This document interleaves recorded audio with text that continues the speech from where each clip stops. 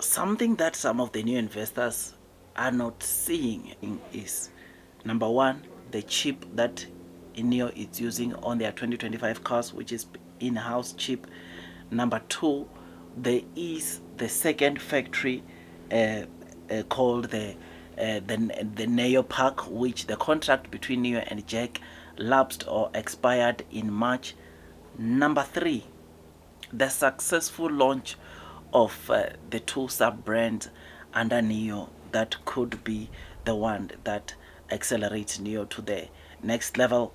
These are the three main things that obviously when you talk about NIO right now, you cannot really argue the fact that they are going to get to profitability in Q4.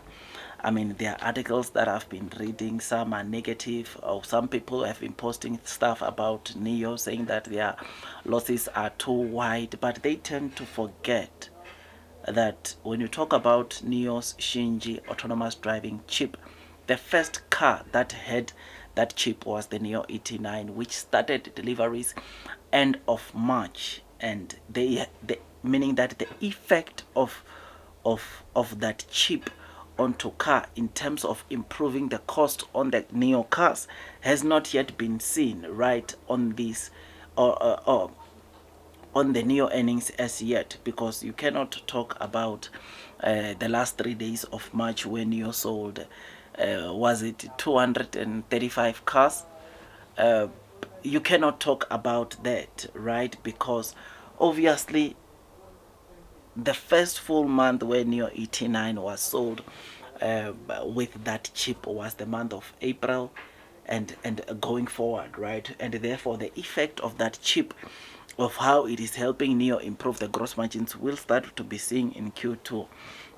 There are other cars that were launched like ET5 Touring, ET5 Sedan, ES6, EC6 that are using that chip for NIO, but also the effect has not been seen because those cars were only launched in May, right, or around May, and those four are the top selling EV cars for NIO, right, or for the NIO main brand, which is something that is very good. So we cannot talk about obviously the savings or the improvement in gross margins for NIO because that chip started being deployed in masses. That chip started being deployed uh, in large numbers from Q2. Second thing, the partnership of NIO and Jack in their second factory elapsed around March of this year, meaning that Q2 NIO is now fully developing their cars by themselves, which is something that is very good. And you will know that NIO was paying Jack like what, $1,200 per car that they make, which this obviously made the gross margins, or somewhere somehow it dropped the gross margins for NIO, right? And factory number two, it is the factory that is doing the most for NIO in terms of production, and obviously where NIO is at with the existing factories is that they can produce 50,000 cars in 1 month, which, knowing that they could do that and saving that $1,200 that they will be paying to Jack on their second factory, which we can estimate that probably it's producing half of that 50,000. You and me can agree that this improves NIO's gross margins and improves NIO's financials. Something that also people, they are not bearing in mind that it takes money to make money. NIO has been preparing in Q1, was preparing the launching of these new models. NIO was preparing, of course, the new phase of these new models that they've launched, and that takes money. The losses will be more. And Onvo, a sub brand like Onvo, has not been doing so well beginning of the year up to the month of April. It has not been doing so well, but we have seen ever since the new management has taken over under Sheng Fei as the president, we have seen some massive shifts in terms of the deliveries. Deliveries of Onvo have been improving, and I can tell you something, those deliveries are going to boost the gross margins of NIO. Those deliveries that we are seeing from Firefly, whilst for May they came at over 3,600, those deliveries are going to boost NIO overall gross margins, which is something that the short sellers or some of the new investors are not thinking along these lines, which takes me to the third point of that we are going to actually see these sub brands helping NIO get to profitability, because in as much as they are not going to give NIO the kind of gross margins that NIO gets with their main brand models, but they are going to make NIO sell a lot of quantities. I mean, Q4 under the Onvo sub-brand, NIO intends on getting gross margins of Onvo to 15%.